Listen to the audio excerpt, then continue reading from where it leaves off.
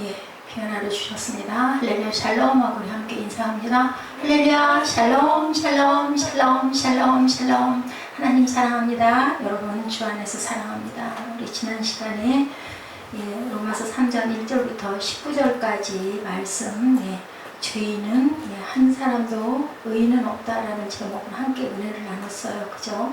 10절에 보니까 기록된 바 의인은 없나니 하나도 없으며 깨달는 자도 없고 하나님을 찾는 자도 없고 다 지우쳐 함께 무익하게 되고 선을 행하는 자는 없나니 하나도 없다라고 우리 지난주일에 우리 함께 말씀 묵상했습니다.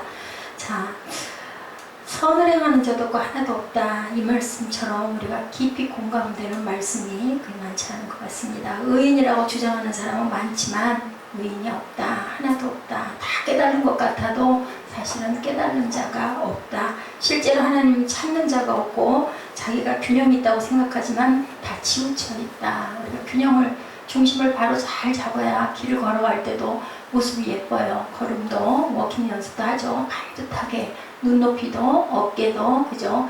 저희들 허리도 곱게 그렇게 해서 바르게 서서 걸어가야 하는데 우리 믿음이 이렇게 균형을 잡고 걸어가는 사람이 정말 실제는 하나도 없다. 유익하다고 생각하지만 나중에 보면 아무짝에도 쓸모없는 일로 세월을 보내고 선을 행하는 것 같은데 사실은 자기 의의를 드러내려고 하는 경우가 너무너무 많다. 그러니 한 사람도 우리 의로 천국에 갈 자는 없고 무엇으로? 예수의 피로 우리가 구원을 받아야 갈 수 있다라는 고백이 오늘도 계속해서 이루어지고 있습니다. 내가 의롭게 산다고 주장하지만 내 안에 숨겨져 있는 것 때문에, 죄성 때문에, 오만과 교만과 위선과 허물들 때문에 우리가 그러죠. 하루 종일 노경이나 상처를 받으면 그걸로 인하여 마음이 편치가 않고 그저 부담이 와서 아주 마음이 괴롭습니다. 이런 모든 것도 사실은 다 비우고 내려놔야 할 텐데 못 견뎌서 누구에게 얘기하면 이것도 판단이 되고 정죄가 될 수밖에 없다. 어느 날 그죠? 저를 조금 아시는 그 목사님이 그래도 참 감사하죠. 전혀 시간들이 없어서 처음에 좀 시간을 내서 막 같이 만나서 얘기도 좀 해보고, 왜냐면 그분도 저와 비슷한 상황에 계신 분이기 때문에 제주도 왔을 때 그분 만나가지고 같이 우리 언제 시간 내서 한번 실컷 좀 마음의 회고를 풀어보세요 했는데 함께 시간이 안 맞았어요. 돈 문자와 카톡만 간단하게 주고받고는 마음을 제가 비웠어요. 아, 이것도 아닌가 보다. 왜냐하면 다 각자 사역들이 바쁘니까 뭐라 할 수가 없죠. 직결된 사람들하고만 연결되고 시간을 내고 방문하고 서로 찾다 보니까 했는데 어제 문자가 왔더라고요. 별일 없으시냐고, 어젠가 그젠가 통화가 가능하냐고. 근데 요즘에 제가 누구하고 얘기하고 싶지가 않아요. 그래서 그냥 간단하게 공연 입으로 정죄하고 판단하고 비판하고 혈기내고 그것도 다 죄고 다 부족이 저로 인함이라고 저는 그 마음을 가지고 갑니다. 언제 좋은 소식이 있을 때, 기쁜 일이 있어서 정말 나누고 싶을 때 그때 제가 연락을 드리겠다라고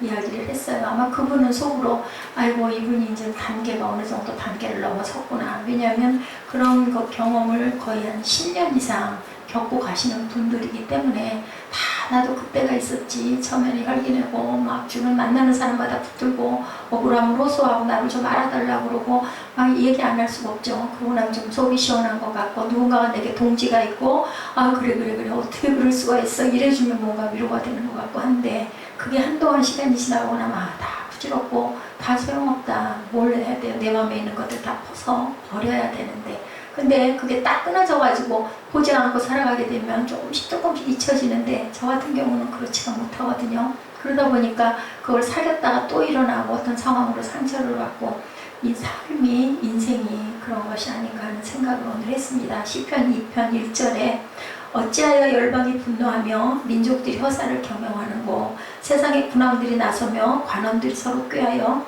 야훼와 그 기름받은 자를 대적하며 우리가 그 맨 것을 끊고 결박을 벗어버리자 하도다. 하늘에 계신 자가 웃으시며 주께서 저를 비웃으시리로다. 이렇게 시편에 말씀하고 있어요. 잘난 척하고 분노하고 내가 모든 것을 해결할 것처럼 말하는 자를 하나님이 뭐 하겠다고요? 비웃으시겠다고 말씀하세요. 우리의 죄도 또 누구에게 나도 또 그러한 죄를 짓겠죠. 나도 당하고 나도 또 그런 죄를 짓고 그렇기 때문에 우리가 주기도문에 내가 누구를 용서한 것 같이 내가 그랬을 때 하늘에 계신 하나님이 우리를 용서해 주신다는 고백을 합니다. 그들의 생각은 하나님 없이도 살 수 있다. 내가 이렇게 하면 될 거야. 내 마음대로 죄를 짓고도 그 정도야 뭐 이렇게 생각하는 오만을 하나님께서는 오늘도 비웃으신다. 너 그렇게 해가지고 되겠니? 예, 참 안 됐다 생각하신다. 근데 정말 다행인 거는 우리가 하나님의 자녀이기 때문에 딸 자식이고 아들 자식이기 때문에 하나님께서는 그래 내 새끼가 그러니 부족하니 그죠? 부모 아래 자식이 뭐 잘나봐요. 얼마나 잘나겠어요. 그래서 용서할 수밖에 없다. 인생이란 과연 이런 것이다. 뭐다? 파멸과 고생의 연속이다. 우리가 돌아갈 때까지 사람들의 평강의 길을 알지 못하고 저희 눈앞에 계신 하나님을 두려워하지 않는 것이 이 세상이다. 그래서 바로 하나님을 모르고 사는 모든 인간들의 영적 상태가 바로 오늘 우리가 살아가는 현실이다. 안다 하면서도 나아봐야 또 얼마나 낫겠어요. 근데 다만 우리 마음에 정말 내가 죄를 짓고 있구나라는 그 마음으로 그저 회개하고 또 돌이키고 결심하고 또 반복하고 이렇게 가는 우리의 믿음의 길입니다. 이 모든 죄들을 어떻게 우리들이 알게 되었나? 옛날에는 죄인지 모르다가 이제는 내가 아이고 정말 뻔뻔스러워. 내가 이렇게 은혜를 받고 또 누구를 비판하고 판단하고 그것보다 못한 경우도 있지. 이런 생각을 하면서 내가 마음을 비우고 가야 되는데 중요한 것. 그렇다 할지라도 그런 죄를 짓고 있는 사람에게 아무렇지도 않게 아무 말도 안 하면 안 되는 거죠. 알려줘야 돼요. 중요한 거는 알려주는 방법이 그 사람이 그것을 잘 받아들일 수 있도록 그걸 잘 전할 줄 알아야 된다.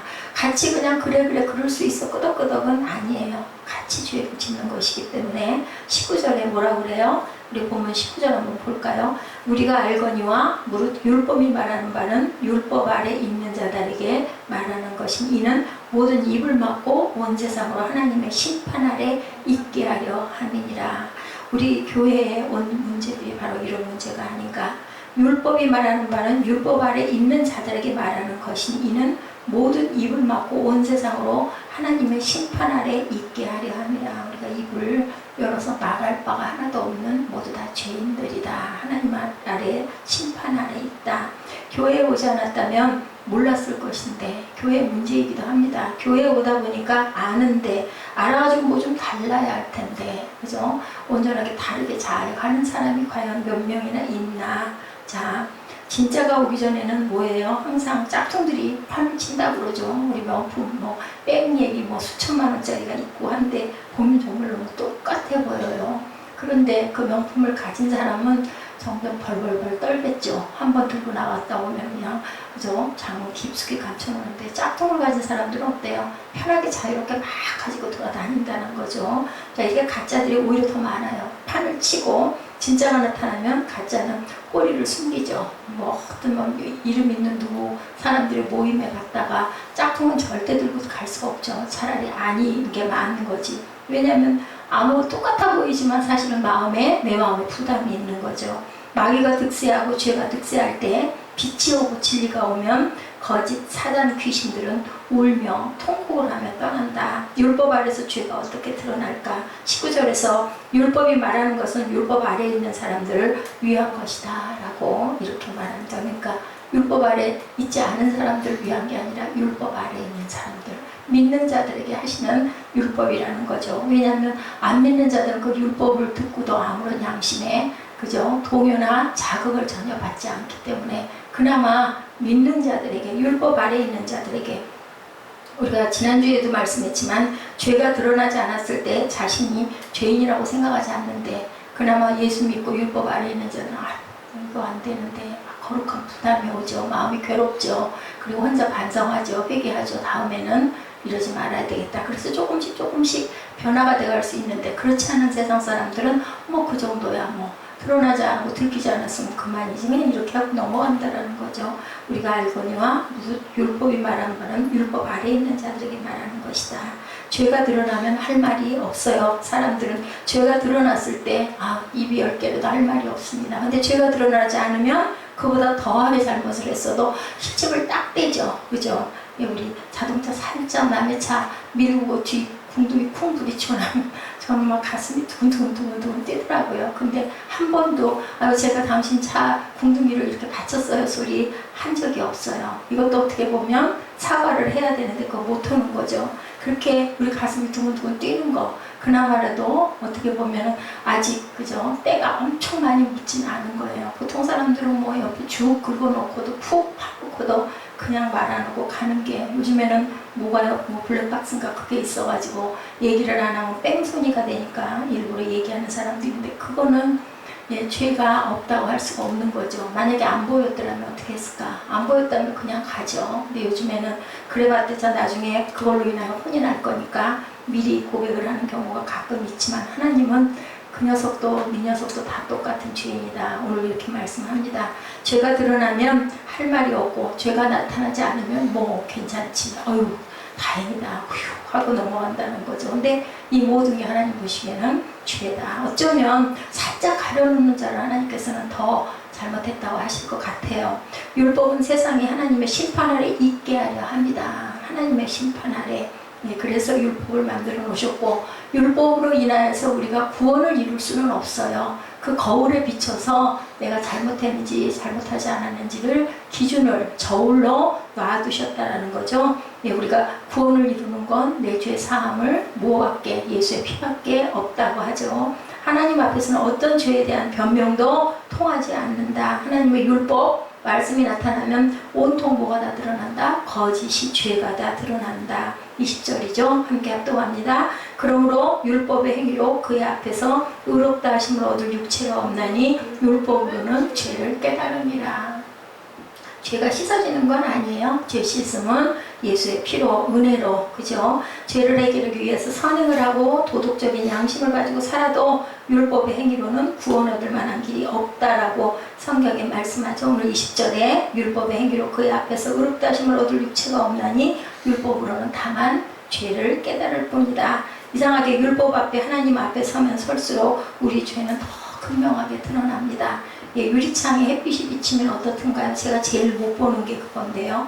막 그 얼룩 먼지 우리 저 안경도 마찬가지고요. 그냥 그게 너무너무 마음에 걸려가지고 깨끗이 닦아야 돼요. 근데 지저분한 유리는 그냥 뭐가 뭔지 모를 만큼 덮개가 끼어가지고 깨끗해지지 않는데 조그만한 것들이 튄 그런 깨끗한 렌즈는 아주 그게 마음에 걸리는 것처럼 우리가 항상 선을 행하면 행할수록 마음속에서 나는 온전하지가 못해 이런 마음들이 온다. 은혜를 받은 사람일수록 거룩한 부담과 양심의 가책을 많이 느끼는 자다. 그래서 양심이 털렸다라는 얘기를 전도 우리가 했죠. 때가 너무 끼다 보면 벗겨내도 벗길 수가 없도록 그냥 덮개가 앉아버리면 정말 어렵고 힘들다. 자, 선이란 것으로 나를 가장하고 위장하는 그러한 우리들의 모습이다. 신앙이 하나의 종교적인 행위라고 생각하는 사람들 뭐라 그랬어요? 종교인들, 그죠? 그 행위로 살아가는 사람들은 정말 온전하게 하나님을 예배하고 온전하게 하나님 앞에 기도하는 자가 과연 있겠나? 왜냐하면 하나의 의식이 돼버리다 보면 그냥 계속 바쁜 거죠. 그래서 사역자들이 사역하기 전에 신학교 다닐 때 그나마 기도하고 그죠? 말씀도 묵상하는데 사역에 들어가게 되면 제가 봐도 너무너무 바빠요. 그 사람들 감당하고 붙잡고 기도해주고 그죠? 신방해야 되고 목사님이 못하기 때문에 밑에 있는 전도사님들이나 부목사님들이 하시게 되죠. 그 뛰어다니다 보면 하루가 언제 가는지 모르고 또 퇴근하고 집에 가가지고 또 가정생활도 해야 되고 여자 사역자들이 더 훨씬 더 일이 더 많던 거죠. 자, 우리가 이런 헌금이나 선행이나 아니면 금식이나 아니면 섬김이나 이런 걸로 인해서 나는 의롭다 할 사람이다라고 할 것이 절대 아니다. 자, 뒤로 돌아서면 마음속에서는 위선자라는 소리가 들린다. 우리 마음에도. 저도 때때로 그런 마음을 들 때가 많습니다. 뭐하고 앉았니 너는 도대체 거기 앉아가지고 이런 생각이 들죠. 온전한 자가 이래서 하나 더. 두 번째, 행위의 구원은 절망뿐이다라는 거예요. 아까 말씀한 대로 율법의 행위로 그의 앞에서 의롭다 하심을 얻을 육체가 없다. 율법으로는 다만 죄를 깨달음이라. 시편 19편 7, 8절에 하나님의 말씀과 율법에 대해서 고백합니다.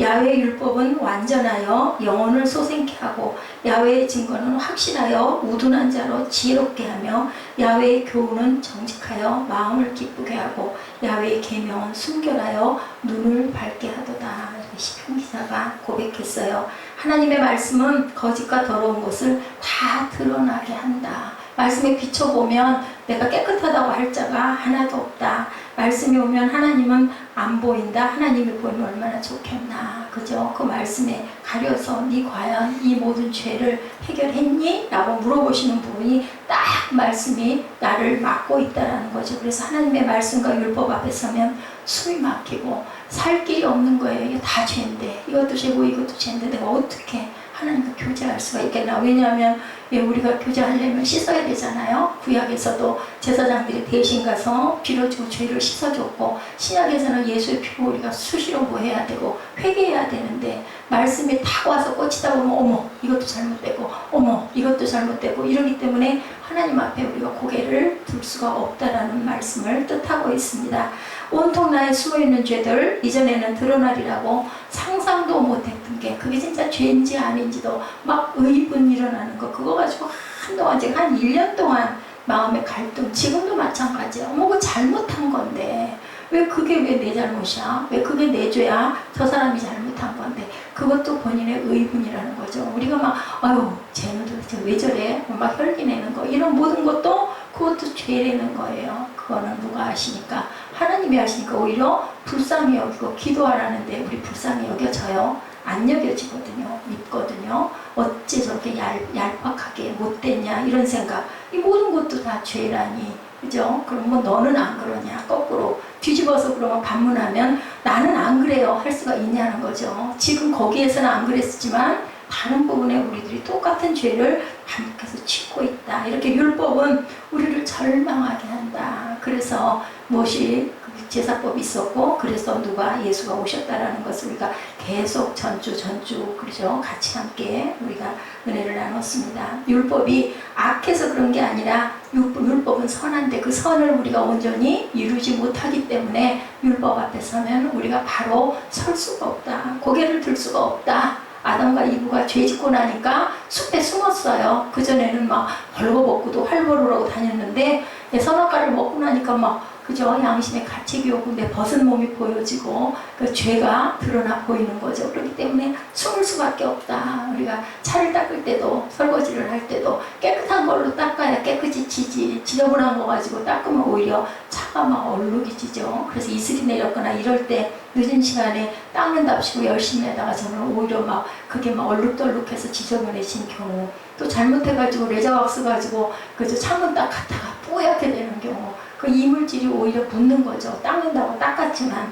이래서 뭘로만? 하나님의 보혈 피가 아니면은, 예수의 피가 아니면은 안 된다. 뭘로 닦아도 내가 의로운 행동, 선한 행동으로 이것저것으로 닦고 섬긴다고 11조 했다고 내가 금식했다고 내 죄가 사해졌겠지? 아니다. 오직 예수의 피를 의지해야 된다라는 말씀을 우리가 항상 나눕니다.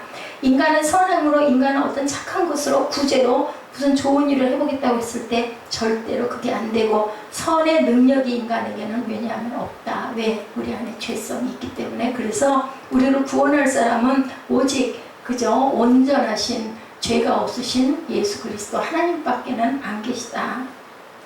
많은 성인들이 있지만 그 사람들은 우리를 구원할 수가 없다. 왜냐하면 자기들도 죄가 있기 때문에.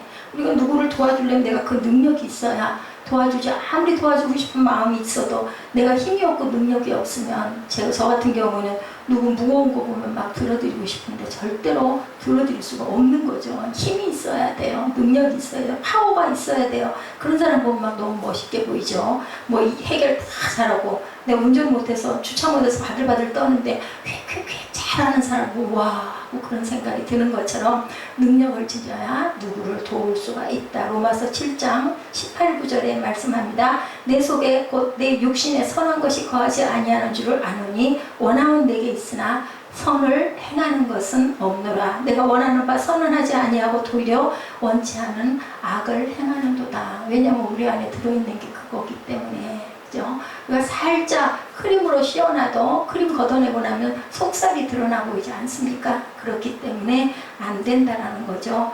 사도 바울이 예수 믿기 전에, 예수 믿고 나서, 믿기 전이 아닌 예수 믿고 나서 성령 세례 받고 구원받고 나서 한 고백이 바로 내 안에 선을 행한 능력이었고 오직 악을 행하는 모든 것들이 들어있다. 그리고 나서 뭐라고 그랬어요? 오호라 나는 공고한 자로다. 이 사망의 늪에서 누가 나를 건져낼고, 바로 24절에 이렇게 고백을 하죠. 그분도 엄청나게 마음의 갈등이 심했던 것 같아요. 이 공고한 자는 이 사망에서 도대체 누구예요? 예수의 피밖에 없다는 거죠. 착각 중에 가장 큰 착각은 종교적인 예식을 행하면서 인간이 선하다고, 나는 그래도 달라. 누구예요? 그 유대인들의 그 마음과 똑같아요. 바리새인들의 그 믿음과 똑같은 거죠. 나는 그래도 이렇게 하고 있는데, 나는 이만하면 선에 착해. 또 우리 합리화가 너무나 심합니다. 근데 성경은 그런 자는 하나도 없다.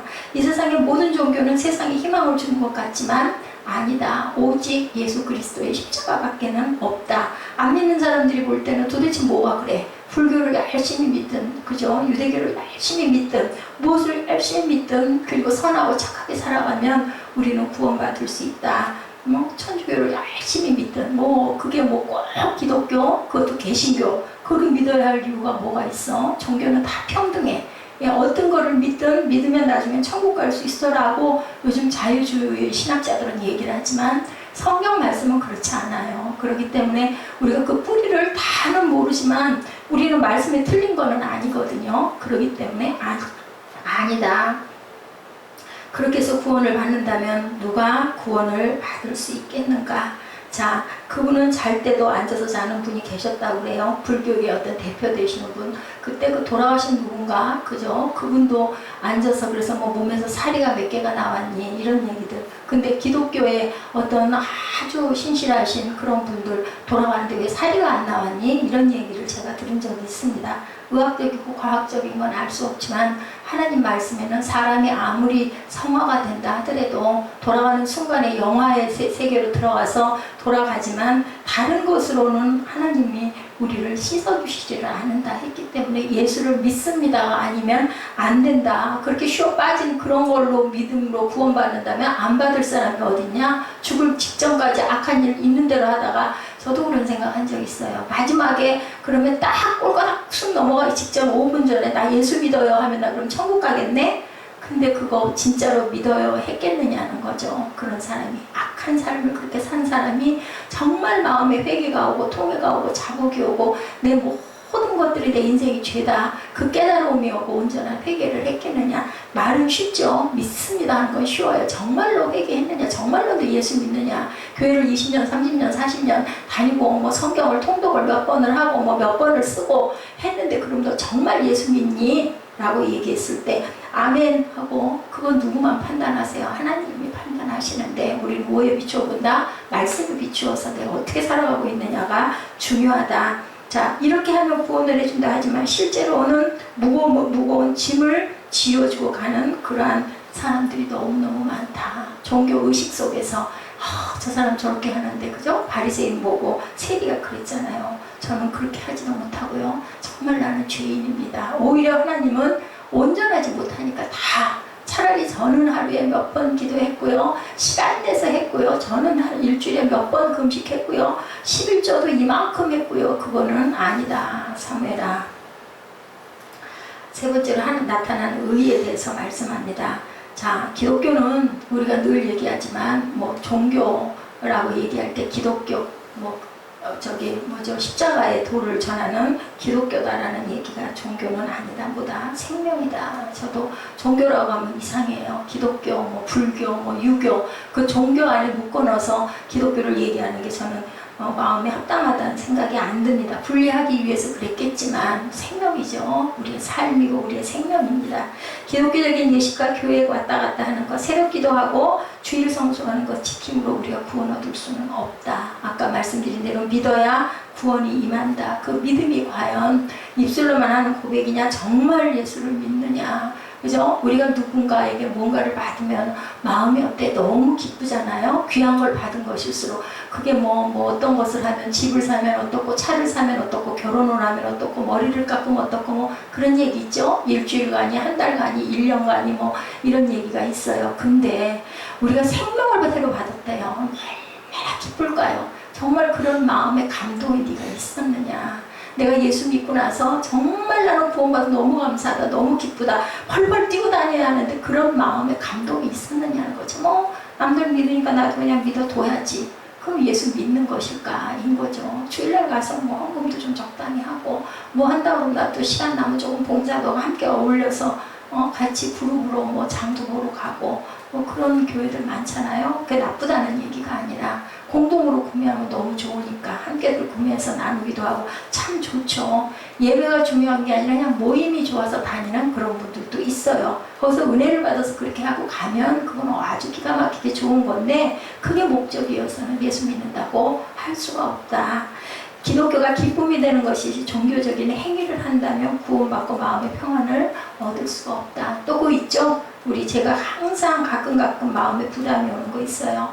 수요 예배 드린다고, 금요 찬양 드린다고, 주일 예배 드린다고, 또 뭐 예배 후에, 식사 후에 또 찬양 예배 드린다고, 아이들 유년부 예배 또 인도한다고, 아침부터 하다 보면 저녁 4, 5시까지 이렇게 하면 아유 나는 휴일날 쉬지도 못했네. 얘 맨날 뭐야 주일날 어디 가지도 못하고 이런 부담의 연속이 되다 보면 오히려 그게 종교 행위가 되는데 저래가지고 은혜가 정말 맞을까 이런 마음이 와요. 근데 목회자 입장으로는 그 예배 드려라 해야지 예배 드리지 마세요 쉬세요 할 수가 없는 거죠. 근데 정말 아니게 보일 때는 아유 차라리 저분은 쉬는 게 맞겠어. 근데 그 쉼이 영원한 쉼이 돼서는 안 된다는 거죠. 우리는 끊임없이 기도해 줘야 되고 그래도 권면해야 되고 그래서 하나님을 만나는 은혜가 있도록 항상 이끌어 가야 될 책임을 가지고 있다. 은혜 받은 자들은 먼저 은혜를 받은 사람들은 아직 은혜 받지 않은 자들에게 영향을 끼쳐야 된다. 내 가족, 그죠? 내 가장 가까운 사람들에게 우리가 이런 은혜와 영향을 끼쳐야 되는데 그것을 그 상대방에게 부담이 돼서는 그 상대방의 은혜를 받겠느냐는 거죠. 인간의 선행과 구제도 인간을 절망하게 한다. 인간의 종교적인 행위도 인간을 절망하게 한다. 너무 힘이 든 거야. 꼭 이렇게 예수 믿어야 돼? 이 마음이 올 때가 얼마나 많은가. 그죠? 그래서 우리가 기쁜 마음이 와야 된다. 즐기는 마음이 와야 된다. 감사한 마음이 와야 된다. 그건 우리 마음대로 되는 게 아니라 하나님의 은혜인데 우리가 노력은 해야 된다. 왜 우리가 그런 준비된 자가 됐을 때 하나님께서 그 그릇도 쓰시는 것처럼 예배를 드리려고 하는 기본 바탕이 되어 있어야 하나님께서 은혜도 부어주신다라는 겁니다. 지혜로워야 되겠죠. 인간의 철학과 사상도 인간을 절망케 한다. 인간이란 마치 끝없는 사막에 던져진 존재와 같다. 인생이 그런 것 같아요. 인생이. 우리 꼭 갓난 아기로 태어나가지고 배우고 가고 그죠? 일어서고 엉덩방아 찢고 걸음마하고 그리고 우유 먹다가 그 다음에 죽 먹다가 이유식 먹다가 밥 먹다가 나중에는 고기도 먹고 그죠? 이 다음에 또 장성하면은 어른들이 먹는 무슨 그 기호 음식들도 먹고 뭐 술도 마시면 안 되지만 또 직장에 나가게 되면 그런 것도 또 경험해보고 그리고 이리저리 뭐 기쁘고 즐거운 뭐 오락의 게임에 막 하다가 그것도 아니야 이것도 아니야 하면서 한 단계 한 단계 자라가는 것 이거 자체가 우리가 정말 사막에 던져져서 거기에서 뭔가를 찾고 뭔가를 이루고 빨랑 깨달고 빨랑 훈련된 사람들은 인생 살아가기 좀 편하고 너무 편하게 안일하게 자란 아이들은 자라가지고 뚫고 나가기가 너무 힘들고 아까도 제가 아들하고 함께 얘기를 했는데 저한테 문제는 너무 편하게 해주려는 게 문제가 아닐까. 그러다 보면 그 아이가 적응 능력이 떨어져요. 그때는 아이한테 좋을지 모르지만 그래서 우리는 정말 지혜로워야 된다. 목마른 채 걸어가야 하는 존재가 바로 인간이다. 처음에는 힘이 있는데 먹을 것도 마실 것도 있는데 근데 계속 견디고 가다 보면 태양 아래 길도 없이 물도 없이 어디를 광야를 사막 가운데를 걸어가야 할 때도 많다. 이게 바로 이스라엘 민족의 출애굽의 그 과정과 같다. 우리가 그것이 바로 인생길이다.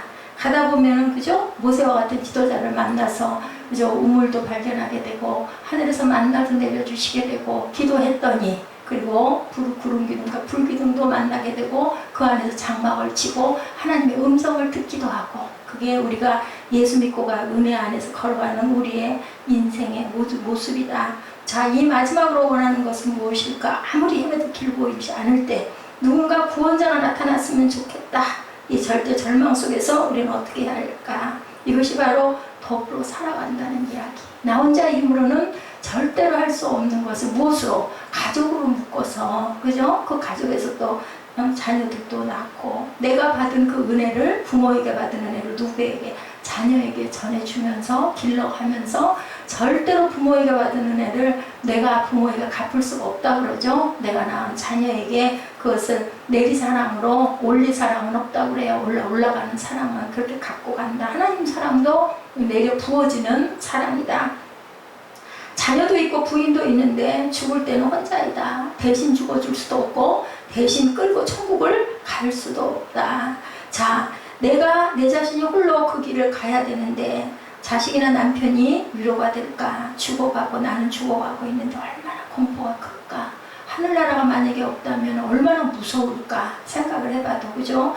1분이라도 5분이라도 더 살아있었으면 좋겠다. 그 죽는 그 순간을 저는 어렸을 때 굉장히 공포스럽게 생각했던 때가 많았어요. 그 순간이 무지무지하게 무서울 것 같았어요. 그 숨 넘어가는 그 순간 얼마나 무서울까? 예, 어렸을 때 불주사 맞는 거 기다릴 때 무서웠던 것처럼, 예, 그랬는데 어느 순간인가부터 아무런 그런 마음에 그 마음이 부담이 없어지더라고요. 이게 하나님의 은혜다. 천국에 있는 사람은 천국 가면 되니까 안심이 되는데 천국이 없는 사람, 하나님이 어디서 그런 게 어딨어, 살다 죽으면 그뿐이지, 이런 사람들은 하루하루 정말 5분이라도 10분이라도 연장해서 더 살아야 돼 라는 몸부림을 치게 된다. 이것이 바로 인생인데, 누가 와서 건져주었으면, 누가 와서 나를 구원해 줬으면 좋겠다는 갈망이 일어나는데, 21절에 보니 이제는 율법에 하나님의 한 의가 나타났다. 율법과 선지자에게 증거를 받은 것이다. 구조대가 나타났어요. 율법으로는 죄를 깨닫게 할 뿐인데 죄 문제를 해결할 수가 없는데 한 의가 누구세요? 예수 그리스도가. 이 하나님의 의는 창세기, 출애굽기 등의 율법서에서의 예언된 그분, 이 의는 예언자가 말하고 네 예언자가 말했고 12 소예언자가 말했죠. 사복음서와 선지서에 나타나 있죠. 전혀 생각하지 못했던 순간에 한 구원자가 나타나서 우리를 손을 펴서 오라고 부르시는 그 은혜를 우리가 체험했습니다. 그게 바로 21절에 나타난 의다. 하나님은 우리에게 말씀만 주신 것이 아니라 의를 주셨다. 이분은 나의 노력과 상관없이 오셨고 나는 연락도 안 했는데 그분은 오셨고, 그리고 내가 그 손을 내민 손을 붙잡기만 하면 값없이 은혜를 주시는 구원의 충격으로 오셨다. 그래서 우리가 구원은 충격을 받는 것이다. 플러스 마이너스가 만나면, 그죠? 전류가 흐르면 번쩍하죠. 우리가 잘못해가지고 전기 만지면 어때요? 막 감전된 것 같은 그 찌릿한 느낌 들어볼 적 있으셨죠? 그러면서 뭐가 일어나요? 빛이 일어나서 불이 켜지는 거랑 똑같다라는 거죠. 이 죽음에 대한 공포와 긴장감에서부터 자유함. 이제는 살았다. 어떻게 살았어요? 온전히 살았다. 영원히 살았다. 근데 어떻게 아무런 감동이 없겠느냐고요. 예수 믿는 사람들 많으니까, 교회가 많으니까, 뭐 다 예수 믿는데 뭐 그게 별달라? 이래서는 안 된다는 거죠. 우리가 생각해보면 정말 이것이 감격이고 구원의 은혜라는 것을 가슴에 감동으로 가져올 줄 알아야 된다. 제 구원의 진실한 느낌을 갖지 못한 사람들이, 아무런 느낌이 없는 사람들, 정말 예수 믿는 게 맞냐는 거죠. 그렇다면 어떻게 이 구원자가 우리에게 오셨는가? 곧 예수 그리스도를 믿음으로 말미암아, 그죠? 21절에 모든 믿는 자에게 미치는 하나님의 의다. 안 믿는 자가 아니라 믿는 자에게. 뭐함으로? 믿음으로. 어떻게 구원이 내게 임했나? 성경은 예수 그리스도로 말미암이라고 말씀하고 있습니다. 그가 구원자라는 것에 동의하지 않으면 그 구원은 내게 아무런 의미도 아무런 영향도 미치지 못한다. 그래서 성령은 인격이 있는 분이기 때문에 내가 환영합니다, 인정합니다, 모셔드려야, 그래야 하나님께서 역사하시고 성령께서 일하신다고 얘기하죠. 예, 그가 구원자라는 것에 동의하지 않으면 바다에 떠있던 어떤 배 불이 났을 때, 불이 배 전체로 퍼졌을 때 구원을 요청하죠. 상대 쪽에서 구조선을 보내왔어요. 어떻게 해야 돼요? 뛰어 들어가야 돼요. 가만히 있어서는 안 되죠. 보트라도 타고 아니면 수영이라도 해서 죽을 기를 쓰고 그 배에 올라타야 돼요. 구조하는 그 배에. 그냥 있고 내가 저절로 옮겨지기를 원해가지고는 우리는 절대로 불난 배에서 건져짐을 받을 수 없다. 그러면 힘들지 않아요? 옛날에 타이타닉 생각들 아시죠? 그죠? 내 대신 니는 가라 하고 거기에 발판이 되어주는 그런 그 희생도 있고, 그때 얼마나 기를 쓰고 아비 규환이 일어납니까? 살려고 몸부림을 치죠. 예, 우리가 구원의 문이 눈에 그렇게 확실하게 보인다면 아마 이 세상은 정말 거기에 가려는 아비 규환으로 강한 자들만 갈 것 같다는 생각을 해요. 저 같은 사람은 아예 뱃머리 꽁무니에 매달리지도 못하고 나가 떨어질 것이다. 그러니 하나님이 얼마나 공평하신가. 눈에 보이지 않는 그 세계를 바라보고 믿고 깨닫는 자만 갈 수 있다라는 뭐의 시크릿이죠. 비밀 안에 놔주신 그런 하나님의 은혜가 정말 감사하다. 내가 너 다음 달에 돌아갈 거야. 너 1년밖에 안 남았어. 하면 뭐를 알 수 있겠어요? 다 포기하지 않겠어요? 근데 알 수 없는 비밀을 놔뒀기 때문에 우리는 매일매일을 정말 최선을 다해서 살아갈 수 있다. 어떻게 살 것처럼, 영원히 살 것처럼. 그죠? 가장 큰 불행은 내가 죽어가고 있으면서도 죽는다는 사실을 모르는 것. 그게 가장 큰 불행이다. 우리는 그걸 알아야 된다. 청년이나 중년이나 장년이나 소년이나 노년이나 그것은 전혀 뭐 상관이 없다. 그럼 일반적인 통념일 뿐이다 거죠. 그것은 피와 때는 하나님밖에 모르신다. 자, 문둥병의 특징은 자각정세가 없다 그래요. 떨어져 나가고 잘라져 나가고 패가 나가도 모른대요. 아프지가 않대요. 심각한 죄의 문둥병을 앓고 있으면서 코가 빠지고 귀가 떨어져 나가도 아무도 모른다. 이게 정말 무서운 일이다. 그래서 어느 저 스파디 글에 보니까 그 사람은 충격으로 인해서 아픈 걸 몰라요. 통증을. 그래가지고 막 총알이 여기를 관통을 해도 아프진 않아. 피가 철철 흘러도 몰라요. 살집이 떨어져 나가도 통증이 없어서 모르더라고요. 음식을 먹어도 맛도 모르고 배가 부른 것도 모르고, 그래서 음식을 먹으면 막 짜장면 같은 거 막 그릇이 10대 개씩 쌓일 정도로 한없이 먹어요. 충격을 받으면 그것도 엄청난 병이죠. 우리가 배가 부른 것도 감사하고 맛을 느낄 수 있는 것도 마다 느껴지면 뭐 어떻든가요? 먹고 싶어요. 일이죠. 근데 그게 맛있으니까 자꾸 먹게 되고, 그죠? 배가 부르니까 또 절제하게 되고, 작은 거 하나만 잘못돼도 우리는 정말 살아가는 게 얼마나 힘들고 고통스러운지. 그럼 정말 얼마나 신비합니까? 우리 몸을 하나만 봐도. 그냥 잠 조금만 못 자면 어때? 머리가 지근지근 아프죠. 화장실만 못 가면 어때요? 화장실 잠깐만 못 가도 막 괴롭죠. 이것이 하나님의 은혜가 아니고 뭘까? 내 영혼이 외로우면 외롭다고 말아야 되고, 죽음의 공포가 있으면 있다라고 우리가 소리 지를 줄 알아야 된다. 그리고 도와달라고 우리가 부를 줄 알아야 된다. 이렇게 애써 힘써 구해야 된다. 23절에 모든 사람이 죄를 범하였음에 하나님의 영광에 이르지 못하더니, 성경은 모든 사람이 죄를 범했다 그래요. 누구는 했고 누구는 안 했다가 아니라 모든 사람이라고 말합니다. 모든 인간은 다 어디 있다? 죄 아래에 있다. 감옥에 있는 사람이건 감옥 밖에 있는 사람이건 하나님이 보시기에는 모두 전부 죄 아래에 있다라고 말씀을 하십니다. 이러한 죄의 결과는 하나님과의 단절이다. 그죠? 아담과 이브도 그 선악과 따먹고 나서 죽으리라 했는데 안 죽었으니까 그 하나님 말씀이 틀렸잖아가 아니라 하나님과 단절된 상황을 죽음이라고 얘기하고 있습니다. 하나님의 영광에 이룰 수가 없다. 하나님은 죄인은 사랑하시는데 죄는 사랑하지 않는다. 그래서 잘못된 건 지적할 줄 알아야 된다. 특히나 우리가 기르는 아이들이나 그죠, 후배들에게, 믿음이 없는 사람들에게 알리고 전하고 가야 되는 우리는 증인된 삶은 살아야 된다. 하나님은 죄인을 받아들이시죠. 근데 그대로 받지 않으셔요.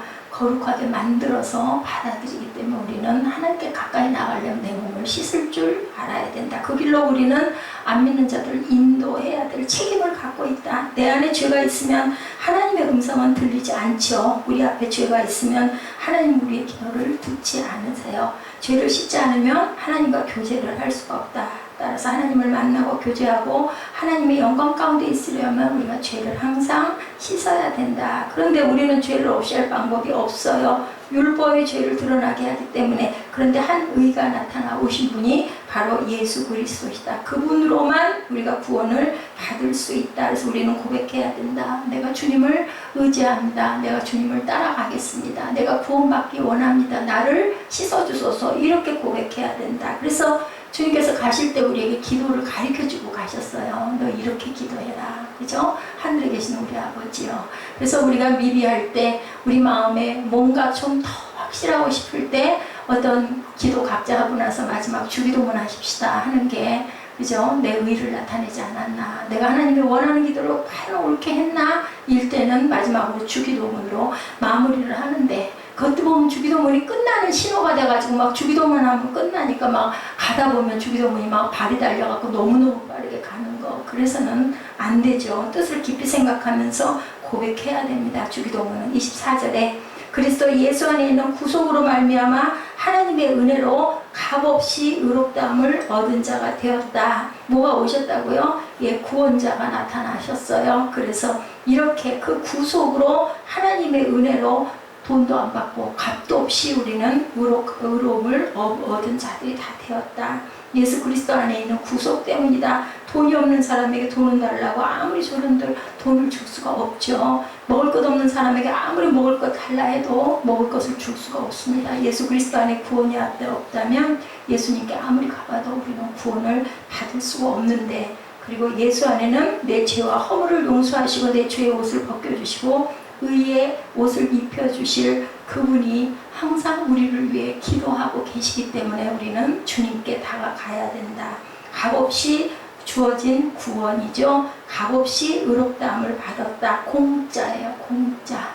그런데 어떤 자만, 찾는 자만, 그 배를 올라타는 자에게만 공짜로 티켓을 주셨어요. 어디로 가는? 천국 가는 그러한 티켓을 주셨다. 봉사를 많이 하고 선행을 많이 한다고 그 티켓을 받는 건 아니고 우리가 입으로 고백하고 내가 그 마음밭이 됐을 때 하나님께서는 우리에게 구원의 은총을 내려주셨다. 그래서 예수님이 십자가에 못 박혀 돌아가실 때도 그죠? 아버지의 저들의 죄를 용서하여 주옵소서. 그리고 마지막 강도에게도 네가 나와 함께 천국에 있을 것이다. 뭐 한마디 했는데 나를 기억해 주소서. 그 한마디 한 것을 손잡아 주시는 예수 그리스도시라는 걸 우리가 잘 압니다. 네 번째, 의인이 된 죄인입니다.